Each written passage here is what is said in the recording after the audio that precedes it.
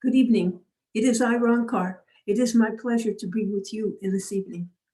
And I have influenced the meditation in this evening for you to get a picture of yourself as a special temple that is filled with your spirit, with all your talents, and with all your abilities. It is a reflection of the true aspect of yourself.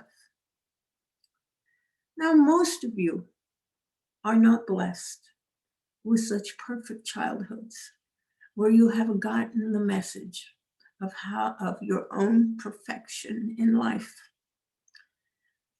Most parents are focused upon teaching good behaviors, eliminating bad behaviors.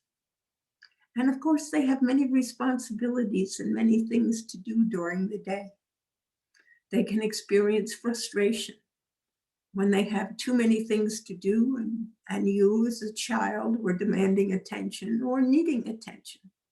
You may have heard some messages which are not helpful to your self-esteem, let us put it that way.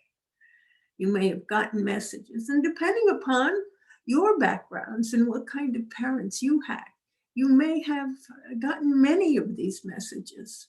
But no matter what, everyone comes into adulthood with some ideas about themselves and who they are that are totally incorrect. That you do not realize your own talents, your own abilities, and the potentials that lie within you when you are in that early adulthood. You may have visions and goals. These may be realistic or they may not be realistic. There are so many things that influence your life. You may have been a good student at school, or perhaps you were not. In which case, you may have somehow gotten the message that you were less smart than everyone else. But now you're an adult. Now it is up to you to take care of yourself and to bring out the best things in yourself. Each one of you has been given great talents and great abilities, at least as potential. And of course, you were each gifted with so much more than you could possibly manifest in one lifetime. You are multi-talented and you have many abilities. But it is important for you to figure out the ways in which you have the most talent or the most ability, and how to take advantage of these situations to make yourself happy. One of the hardest things that can be in a lifetime is finding that aspect of self-fulfillment that allows you to be happy in your life in every moment. And self-fulfillment is a noble goal in life. Now, please notice I said self-fulfillment. I did not say self-gratification. Gratification means that you're merely satisfying a desire that you want. And this desire could be trivial. It may not amount to much. You could have desires for very expensive things or very inexpensive things. You might desire more freedom. You might even, although it is rare, desire more responsibility. For being responsible for yourself is your number one priority in any lifetime.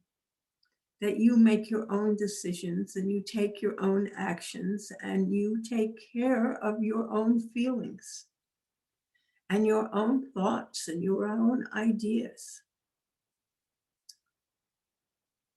And so we are back to self-fulfillment.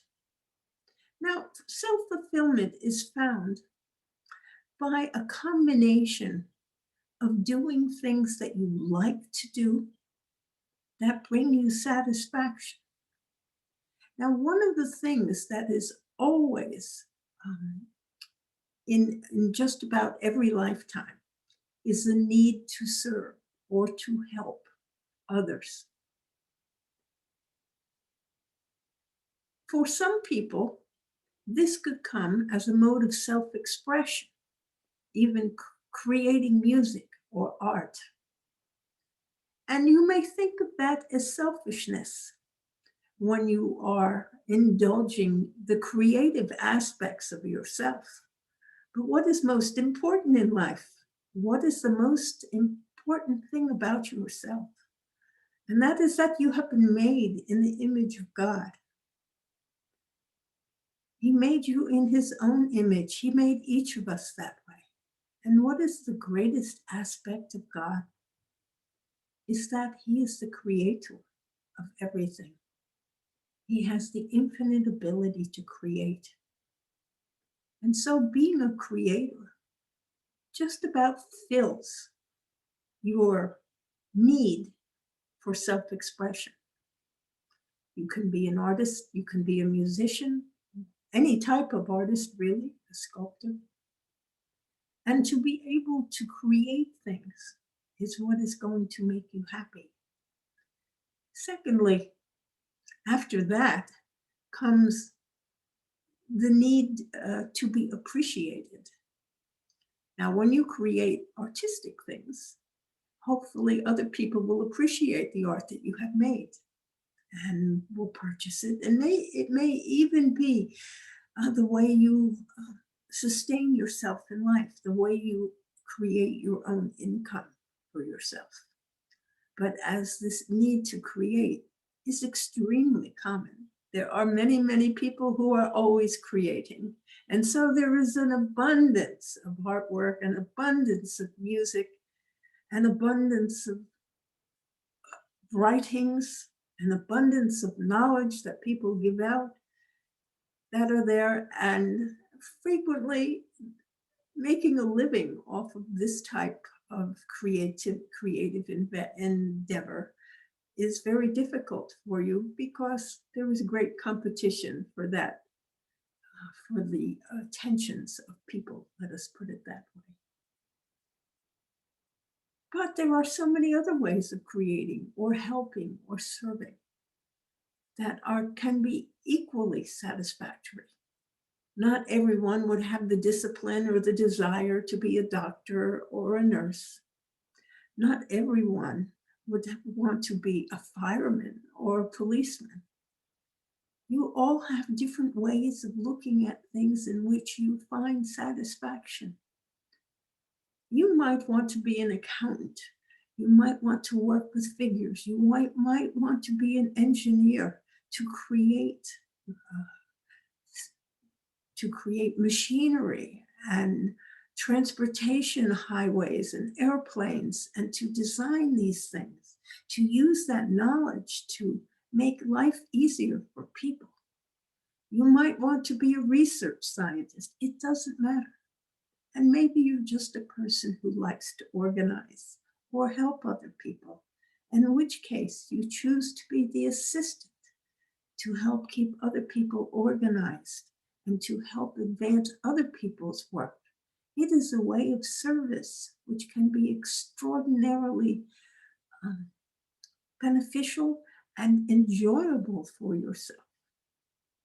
So it is important for you to find modes of expression for yourself which bring you satisfaction. And that satisfaction improves your life dramatically. Now, to appreciate this life and to get through life, many times you are busy giving yourself messages. And I implore you at this time, be very careful of the messages you give yourself, because you want to feel good. You want to be happy. And when you get upset with yourself because you have made a mistake or you have done something wrong, it is not helpful for you to say that you're stupid. I am just so stupid. I cannot think Many times you make statements which are negative about yourself. I am no good at this. I can't do this. I'll never learn to do this. There are statements which you tell yourself that are not good for you. And you should never, ever allow yourself to make these statements. Now, sometimes because you have heard this many times, you will decide that you are going to make, you will, in fits of anger or frustration or annoyance, you may make derogatory remarks about yourself. It is extremely important for you to cancel these statements. A simple statement such as I cancel that statement, or just, oh no, that's wrong. I'm not stupid. I'm not lazy. I'm not. I am. And then you finish it up with a statement that is good for yourself. Get rid of that negative statement, because it is never helpful to say something about yourself which is negative and which runs you down or makes you be less than you truly are. For you must remember the perfection of your being. There has been an expression from time to time, it has been written or expressed in some way, sometimes in cartoons, which said, God does not make junk. And you must remember that. God made you, and He didn't make you a piece of junk. He made you with special talents and special abilities so that you could go out and create a life for yourself that has self-satisfaction, that serves and helps others. And remember, almost anything you do serves and helps others, whether you're a checkout person at the supermarket or whether you are the engineer who creates the machinery in the checkout line that works in the checkouts. It does not matter. You are serving other people by what you are doing. And so you can take satisfaction in what you do, knowing that you are helpful, knowing that your service, whatever it happened to be, was a great help to someone at some point in time. And that the world without you would not be as good a place. For in this evening, I am reminding you that you are a jewel, that you are perfect, that you have all the abilities of the Creator that manifested you. You have the ability to create. You have the ability to love. You have the ability to help other people. And it is these paths of service in which you will find the fulfillment that you seek, want, and desire. And you must give yourself the appreciation for the work you do, knowing that it is indeed needed in the world. Otherwise, you would not be doing it. Someone needs you somewhere. And this can be your sense of self-fulfillment. Whatever you do, whatever you accomplish, will bless other people in the long run. And you can enjoy doing it and feeling satisfied in your life. So know yourself to be an all-powerful person who has many talents and abilities, that you have been created in a special way as God wanted you to be. And to praise yourself. Speak well of yourself, or at least know in your own mind that what you do is good and helpful. And then you will feel fulfilled and happy in your life. So, are there any questions on what we have spoken about in this evening, or any other questions which you might like to ask about on any subject? Just unmute yourself and ask your question.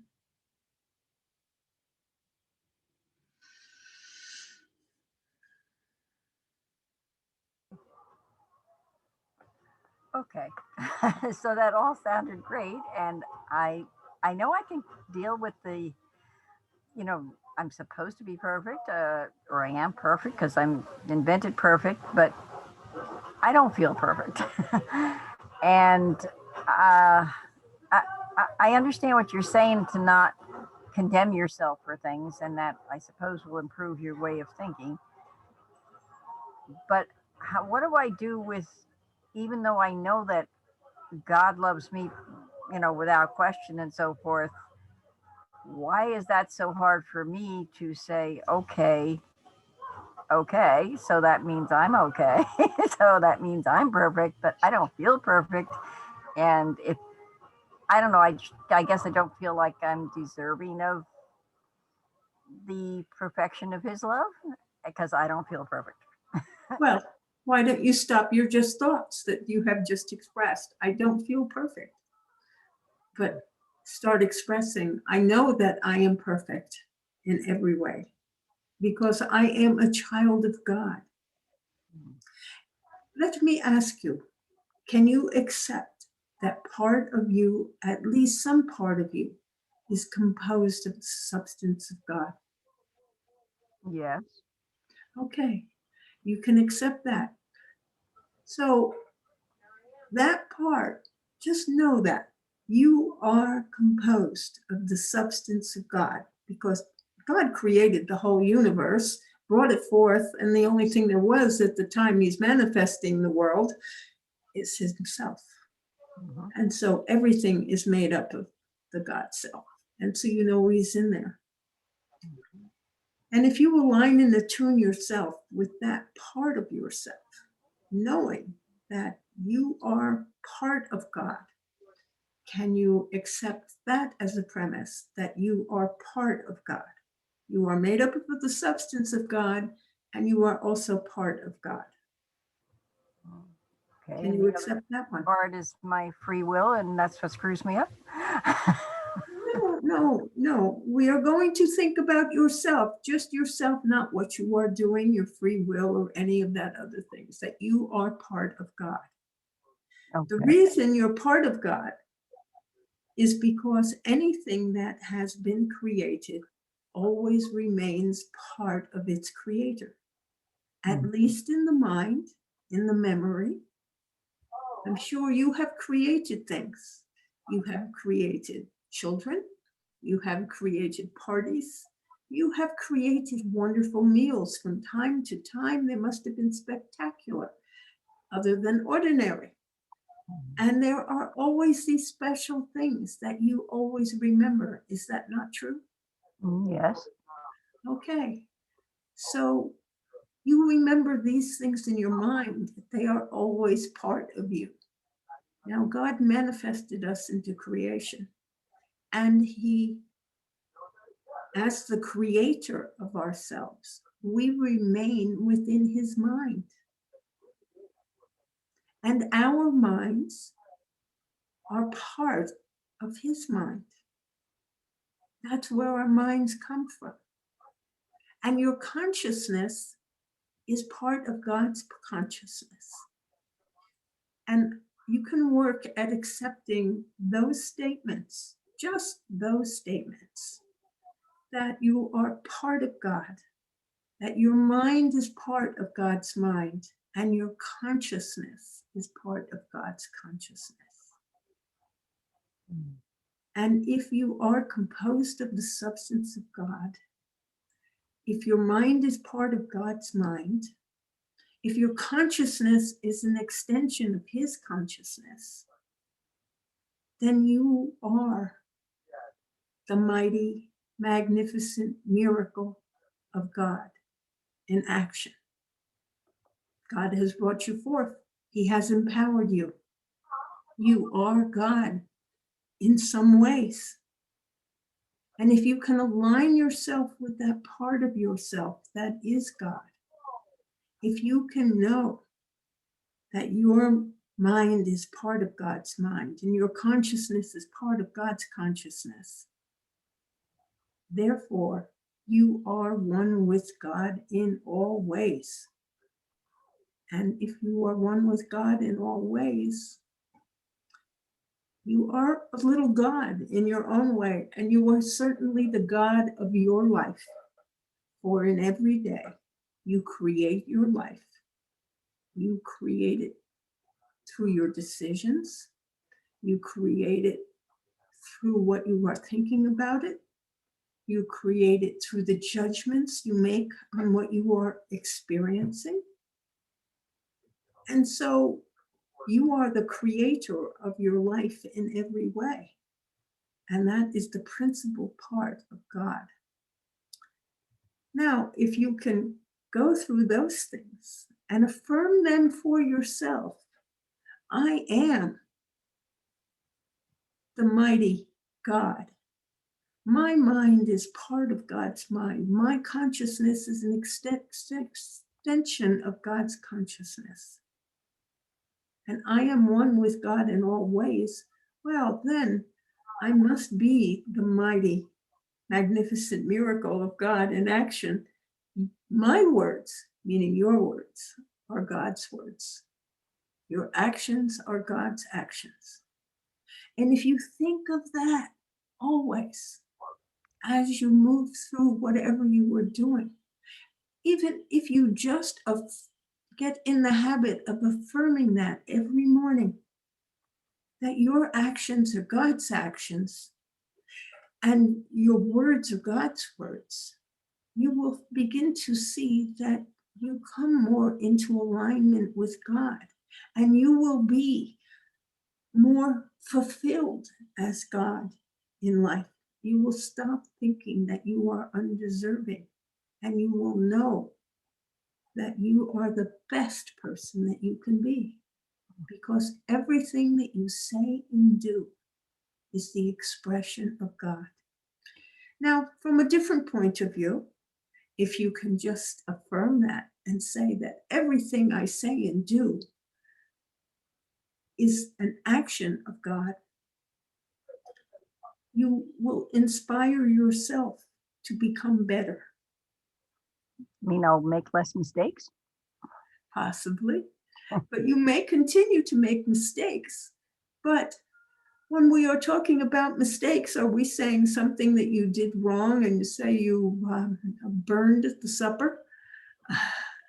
Or that you said something wrong? You see, if you continue to affirm that your words are God's words, you will say less things wrong. You will say more things that are right. You will become conscious of what you say, trying to figure out what is the right thing to say and what will help you the most, or in the situation the most that you are in. Because you have to begin to take responsibility for the fact that you are God and that you are creating the world that you are living in. And if you lose your temper and say not nice things to people, well, then that's the world that you are creating for yourself, a world filled with hostile words, which are going to come back and bite you. But if they are kind words, if they are loving words, even if they are merely soothing words to say, you'll be okay. I can't do anything to help you, but I know you'll be okay. That's encouragement. People need encouragement. They need encouragement to become as much as they can be. So I wish to encourage you in this moment to know that you are God and that the things that you say and do are actions that God is taking. You are the same as God in creating your world. So everything that you say and do that is positive helps your world be better. And that is what you seek to do, to build a beautiful world so that you can be happy in it. And by expressing happiness, I am happy because the sun is shining today. I am happy because it is raining and my garden needed rain. I am happy because I am a grandmother. I am a great grandmother. I have many children. You have many things to be happy for. Your children are successful in their own lives. You may be critical of them. You may wish them to be a little different than they are, but just know that they are successful in their own lives, that they are taking good actions in their lives, in their behalf, even if you think it's stupid, even if you think they're not good and they should do something else. That's your experience talking. That you know what happens if people take the wrong turns and make the wrong decisions, but they are the creators of their worlds. And it is up to them to figure that out and to seek and to seek to take the right actions to create the best world for themselves. So try to just give yourself the affirmations that you need. Write them down and practice them in every day to state that you are God in action, that your words are God's words, that your actions are God's actions. And Work on that. you will find that this will change you subtly over time. And you will feel more important. You will know that you are important in this life and in this world. And that by doing the best you can in every day, and you have most of the time done the best that you could, even when you had lapses of in frustration or anger, you were still trying to do the best that you could. And by acknowledging that about yourself, you know that you are good, and then you will feel deserving and happy and well. Okay, thank you. I'll have to work on that. It is work if you have not worked on it before. Mhm. Thank you. Are there other questions?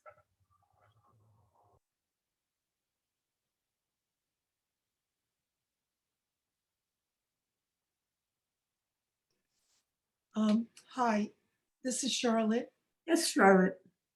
Okay, I'm having a lot of trouble these days trying to get myself going. I mean, with COVID and all, you would think with all this time that I'd be able to get through some of this stuff, but I keep avoiding confronting things that have to be done. And instead, I concentrate on other things. And right now, I'm in this house for 53 years and I've accumulated so much stuff, and my husband passed away a few years ago, and I've slowly gotten rid of some of his things, donated, but there's still so much clutter and so much accumulation of paperwork and other stuff that should be discarded or donated, and I just can't get myself going. And what is it? Do I have to have a reason? Like, I'm 85, I think I've mentioned, and I know that my years are numbered, and I don't want to leave this for my children to have to deal with all this stuff. So is there any way I could just get myself motivated enough to do something about it? Or do I have to wait for something terrible to happen? I don't know. Well, if something terrible happens, then you probably won't have to do it because you will not be able to do it. But I would like to, yeah. I would, you have to break your task down into very small pieces, especially as you are most reluctant to tackle these things. And so It's overwhelming. it is extremely difficult with as many of your possessions. Think about what will be the most easy thing for you to do at this time that may be helpful. Do you have all the clothes that you need to throw away because you never wear them? Yes, I can do that. I've been doing that, but slowly. But yes, that's something I can handle. So you could say today or tomorrow, you can make a list. You can simply say, I am going to find 15 things that I can throw away or give away to bring to Goodwill or one of the charities where they can be used. I will try to find 15 things that I can give away or throw away. And give yourself a simple task. If you think 15 is too many, make it 10. It does not matter what it is, but give yourself a small task, because a journey of 1,000 miles is started with a single step. And Yeah. while 1,000 miles may be, 15,000 steps, it gets done. And so you need a small step, because you are being overwhelmed by the amount of things, and it is too big for you to tackle. Well, because, yeah, it's such a, it's a large house. I brought up my family in this house. And the thing is, I know eventually I'm going to have to move, but because the pressure isn't there that I'm moving, I know people have said, well, when they had to move, they had to deal with it. And so the fact that I don't want to move right now, I want to stay where I am, maybe that's what makes it easier for me to put it off. That is one of the reasons that makes it easier for you to put it off. But give yourself tomorrow, you will find, and give yourself a specific number of things that you will be able to either give away or throw away.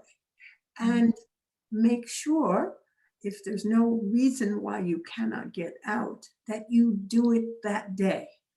Because just saying, this is the 10 things I am going to give away, is not going to help.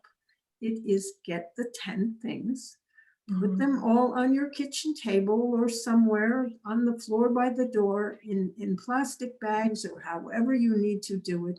Load them in your car and take them. And then they are gone, and it is small. Now you can set yourself this chore every day, except for Saturdays and Sundays. And then do something different on Saturdays and Sundays, like the weekends, and to reward yourself, something that you like to do. It means you do not have to do it on Sunday. You can just read a book. You can attend the services, in the morning at a church perhaps, or over Zoom at the internet, and attend a service somewhere. And allow yourself this time to relax, but try for 5 days or every day to just take a small number of things and go and deliver them. If you cannot deliver them that day because it is raining or the weather is not good, at least put them in your car so that they are out of your house. And the next day, when you get together, whatever your number is, then you will have twice as many in your car, and you will get rid of them at that point in time. You can do that once a week if you wish. Decide that I do not know how you get rid of your trash, but you are either going to put things in the trash, or if you need to take them to another location, a recycling center or a dump, depending upon what your town has available, you can just say, today I am going to take away 5 things, 10 things, whatever you can fit in your car to go to the dump, or to the recycling center, or to the Salvation Army, or wherever you wish to go with these things, and predetermine that. It's little steps done consistently. Don't make it too much for yourself. Don't try to spend the whole day doing it. If it's only 5 things, it's 5 things. But just set yourself a number, collect them up, take them out, and at least put them in your car. If you take them another day, then that's fine. You can say on Friday, I'm going to take 4 days worth of things out and throw them in the trash or give them to Goodwill. I think there are some limits at some places on how much they will take. So you Mhm. cannot take too much, because Right. part of what you want to do is to eliminate them from your possessions entirely and see how that works for yourself. Paperwork, Oh, paper. paperwork is another thing that many people do not like, do not know how to organize. And I believe a way to be efficient at work for some people is to say they are only going to handle the papers once. So when you open your mail, try to make a decision on whether this is something you need to keep or you throw it away. And if you need to keep it, you have to put it in the organized place for it. Mm. So you will have to set up a little organization that may take more than you want to do. It is probably easier to throw things away or to take them to recycling or to Goodwill or Salvation Army, someone who will take old clothing, which is perfectly good, but that you no longer want or doesn't fit you or belong to one of your children and got left behind. Right. You can find places for these things.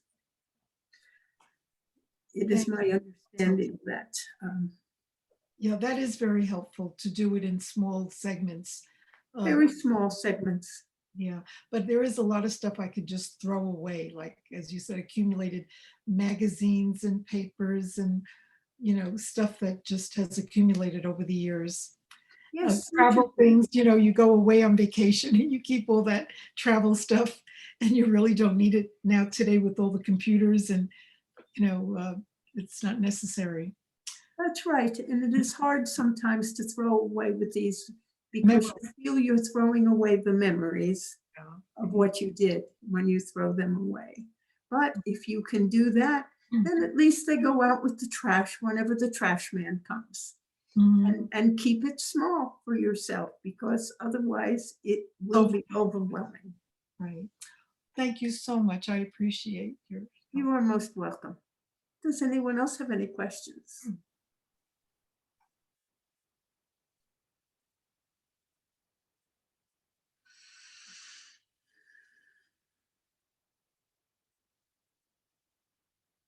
Well, you know what happens if there are no questions. And then it becomes time for me to say goodbye. So does anyone have any other questions they'd like to ask? My suggestion is that you might have curiosity about me as a person, about Juana as spirit, about the other guides of the medium. You can ask those kind of questions as well. You can ask me about the process of reincarnation or other things that are metaphysical of nature. Right. Well, this is Charlotte again. Yes. Okay. I'm very concerned about my son, my only son. I have two daughters, and he's the oldest. And he's 60 years old. He turned 60 this year. And he has two very young children, believe it or not. He has a 3-year-old girl and a 6-month-old little baby boy. And unfortunately, his fiance lives in Dallas, Texas. So right now he's in Dallas, Texas with them. And he has some physical ailments. Now, I believe in the power of prayer and being able to ask for healing because my son has trouble with his eyes. He has two detached retinas and he had surgery on both, and he can't see out of his left eye, and his right eye has wrinkles and scar tissue, and he's afraid of doctors now and surgery, other surgery. So I'm wondering if the power of prayer could heal him so that he could handle some of the overwhelming stuff he has to deal with. Like he has a house here in New Jersey and he's in Texas right now and he has to make a decision. And there are so many, really big things he has to address. So I don't know where I'm going with this, except to say that, is there a way that the power of my prayers could help him heal and make the right decisions, because he may not be doing it for himself. Well, of course, you make affirmations on behalf of other people. That's why I always ask him in my prayer, I always ask for help for him. Well, don't ask for help. Create the help for him by giving it to him yourself, by affirming it. Okay. You asking for help, pleading, so to speak. Mhm. Make positive statements along the line of, I'm sorry, what is his name? His first name, please. Daniel. Daniel. Yeah. You can say, I know that Daniel is well organized, that he is taking care of all the things he needs to take care of. I know that Daniel is doing the right things for his physical body or for his eyes or whatever you need to say. That he is taking the right medications. He is following his doctor's orders. I know he is taking all the steps that he needs to take to ensure his good health. I know that he is doing all the work that he needs to do. And he's making all the decisions that he needs to make concerning his house in New Jersey. Do you understand? So that he can be with his fiancée full-time without worrying about his home in New Jersey. Yes, well, unfortunately, when we had that big snowstorm, that 29.5-inch snowstorm, the police apparently had my name and called me and said that one of his main pipes broke, and his garage door was open and his car was exposed and his house might be flooded, but they couldn't get in. So now he has to confront all of that when he comes home in a week or two. I think he's flying back. And he doesn't even know, he won't let me go to the house to look at it. He's a very private person. So the house, there might be a lot of damage.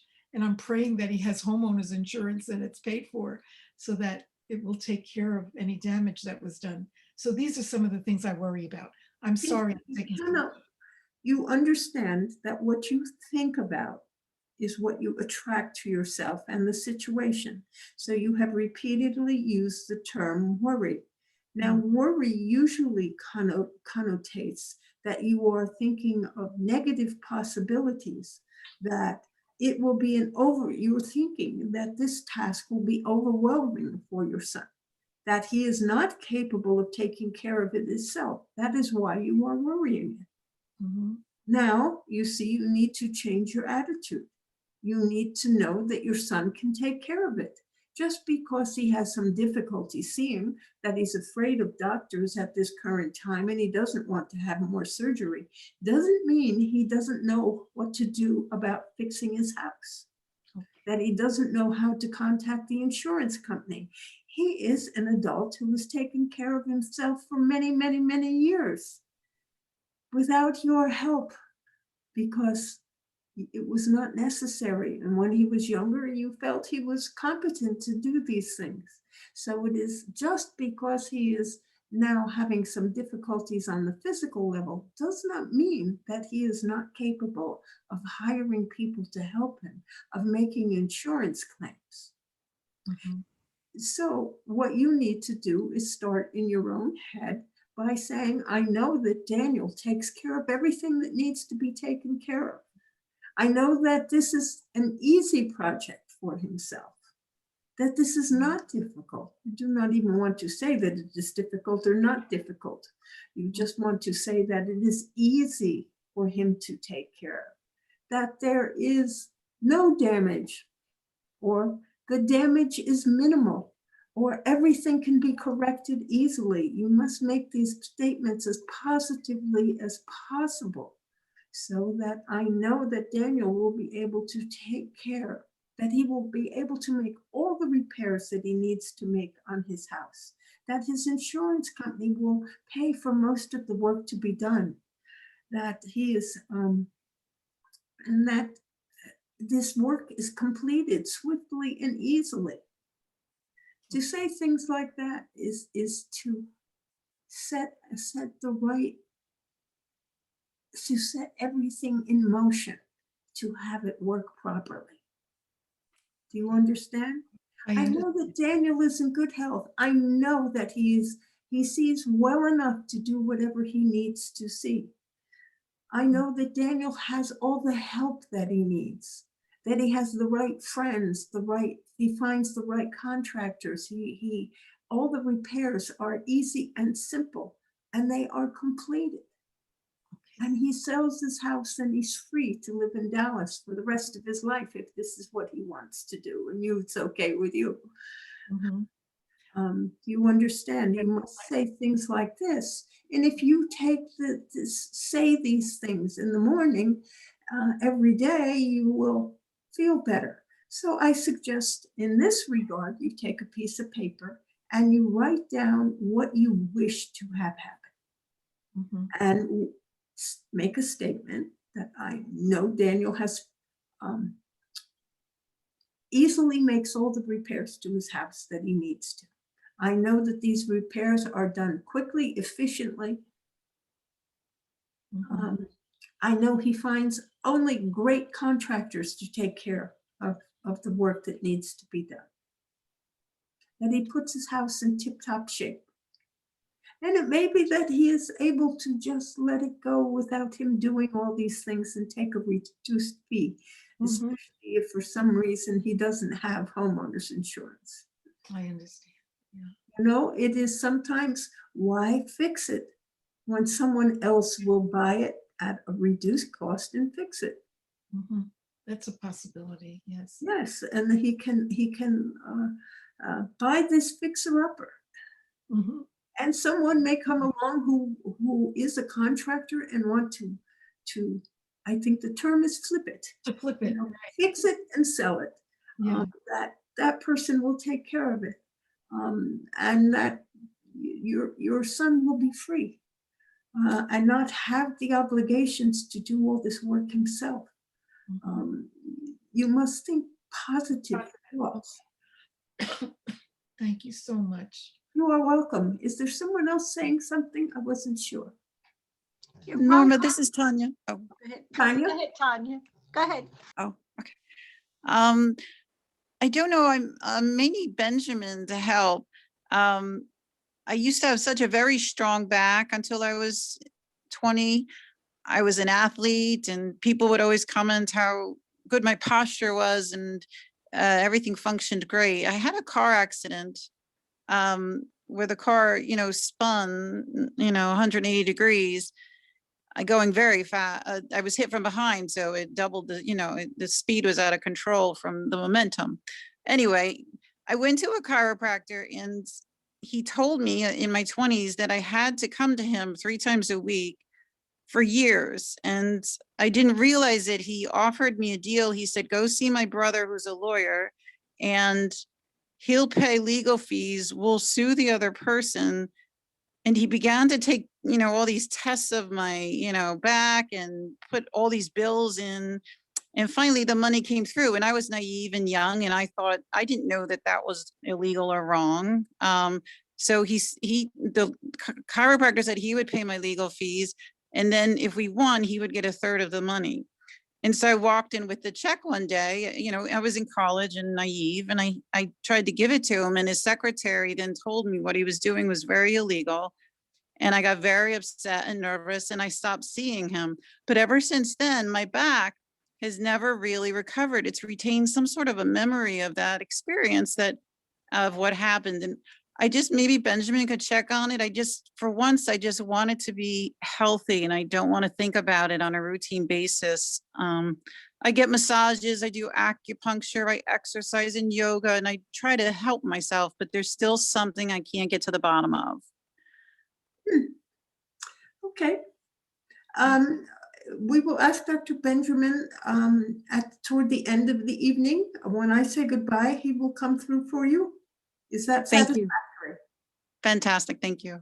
Okay. And there was someone else. Was it Elizabeth?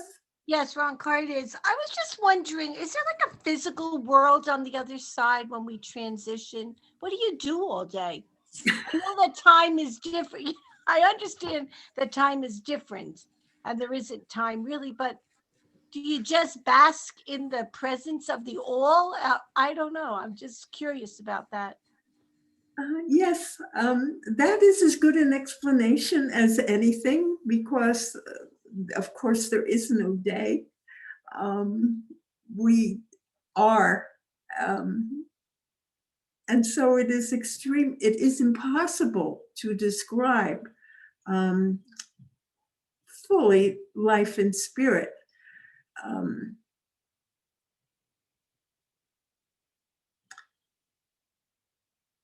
there is a sense of self, a sense of being.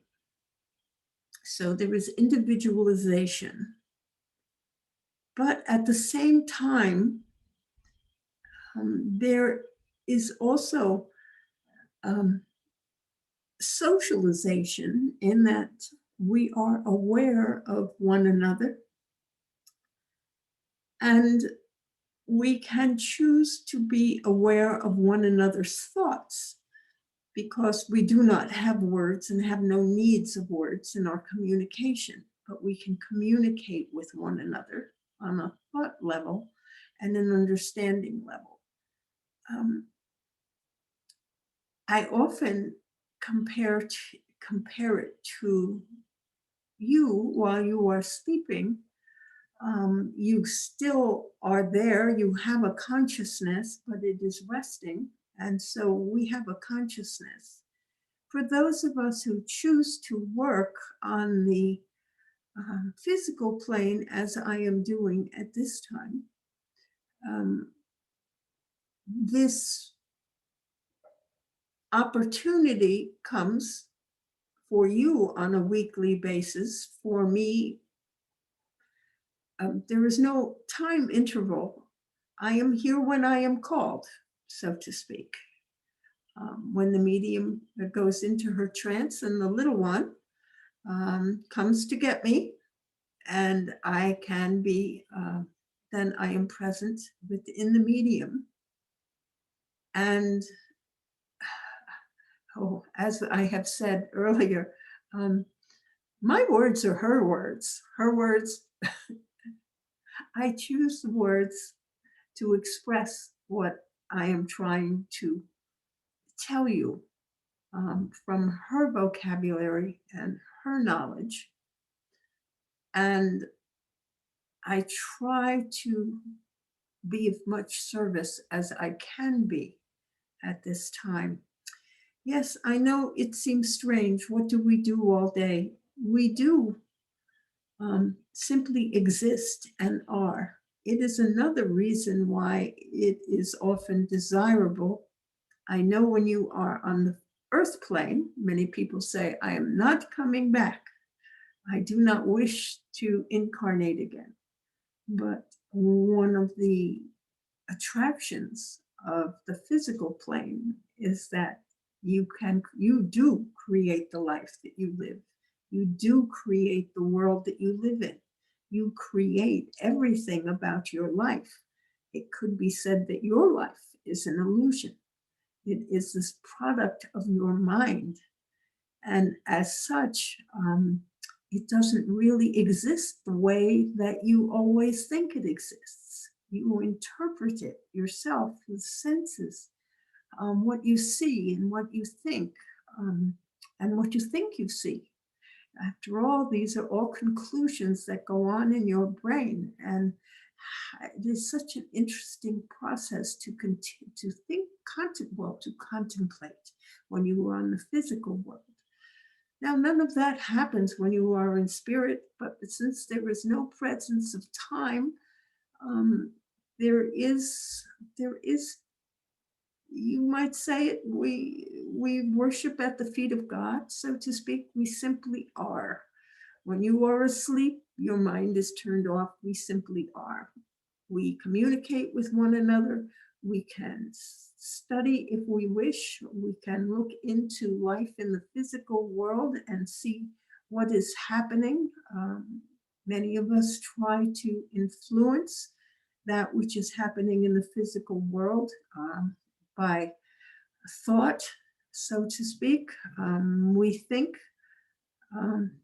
in the situations and try to offer, I can only use the word guidance, but they are the thoughts that you have sometimes that come to you, thoughts of enlightenment or understanding, certain perceptions that may suddenly help you in your life, certain understandings. We try to send that down to the physical plane if we can. And we all have family members, friends that are left on the physical plane, acquaintances. And so there is sometimes there is some involvement in these lives. It depends on the individual, on ourselves as individuals, for we all have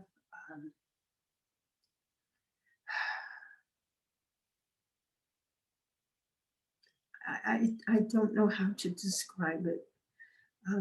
It is very similar to you on earth when you have relationships with people. You try to offer help or guidance, but it is up to other people. So we often try to be involved in that kind of regard. Some of us have agreements with others who have gone into the physical world, in which case we remain involved with those individuals. That would be an example of the relationship of Juana with the medium. Juana is her joy guide. Juana is with her always. Juana seeks to help her in any way that is helpful to the medium. And there are the other guides that are also with the medium. They are, so to speak, have contracts with the medium before she incarnated to be with her to help and guide. There has been a request for Dr. Benjamin in this evening. And so Dr. Benjamin has, in a sense, a contract with the medium to be with her, to help her with her physical health. And also, as she offers this service, to be of service to others who are seeking information and guidance concerning health. But in a sense, you just exist. There is no sense of time. So it is one eternal second. And in that time, or that one eternal second, everything, life continues in its own way. It is just not possible to describe. And I apologize for that. I simply cannot put it into words. But yes, you can think of it as, I can only say it is just being. And that may seem like it is dull and uninteresting, but it is not. It is a total sense of self. And I guess we think a lot and offer guidance and help to those on the physical plane. Thank you so much. You're welcome. Yeah. I wish I could give you a better answer that would make more sense. So that was good. I just was afraid I was interrupting them, you know, that they were doing something important when I was trying to contact my family members. That's all. Absolutely not. And even if you were, they have all the time in the world and can easily take part of their second to spend it with you.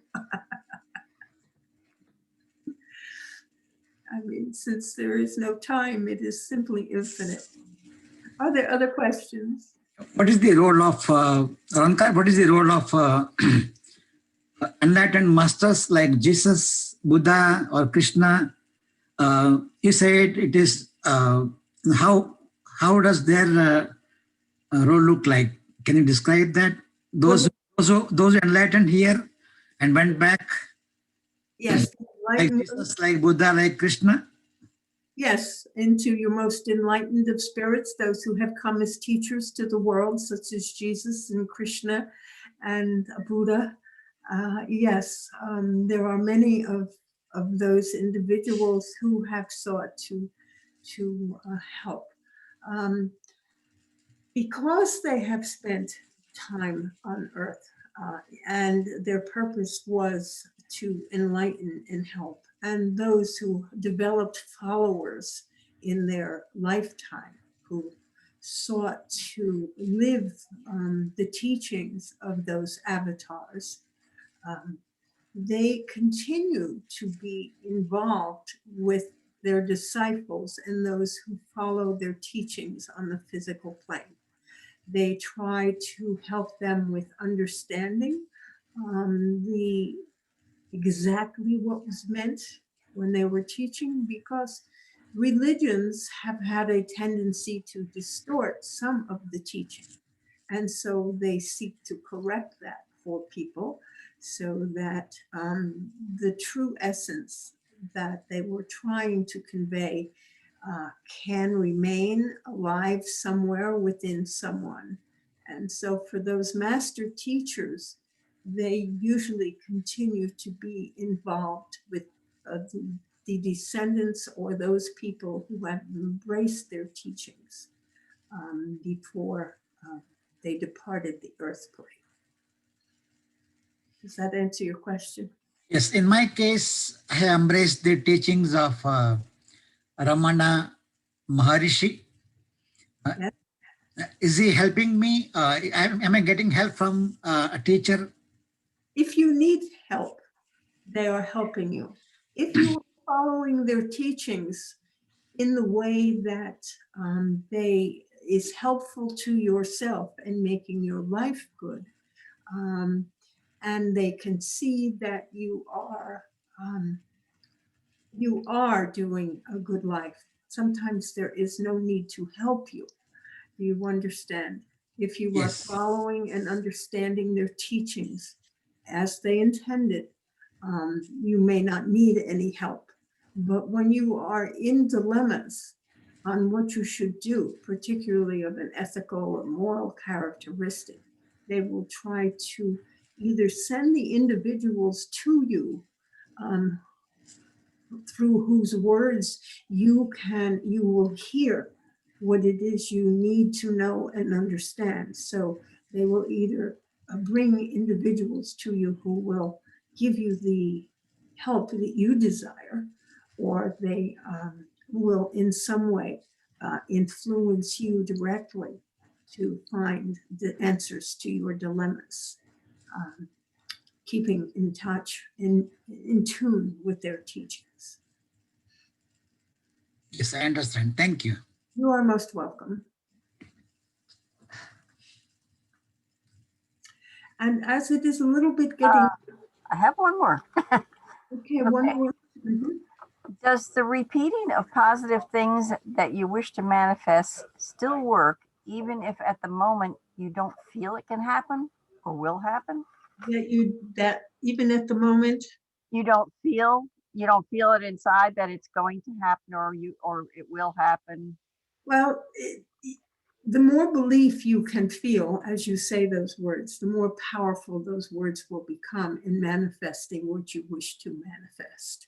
Okay. So, and they will create their own level of belief just because you are saying them. Frequently, when you say something that you don't feel in the beginning, you feel like you are speaking not the truth. But if you continue to say that affirmation, such as I am well and healthy, even though you are not feeling too well at the moment, at some point in time, you will probably realize that you are feeling much better than you used to be. If you state that I understand things or I know things or answers come to me, you will shortly find that answers are coming to you. You're thinking them yourself and they just come to you. You solve your own problems when you state that I have the answers that I need in my life. I know the actions to take. And so your thoughts will slowly come in line with what you are speaking. Your affirmations will affect the way you look at things and what you do and what you are thinking and what you are believing. So if you continue to say, I am always good and perfect in every way, you will begin to live up to your words, even though in the beginning you felt you were not always good and perfect in every way.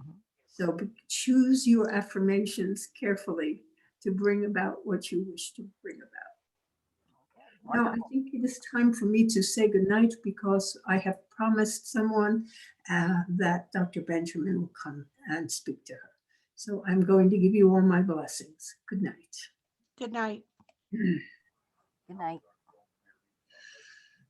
Hiya, back. Okay, I'm going to get Dr. Benjamin for you. One moment, please.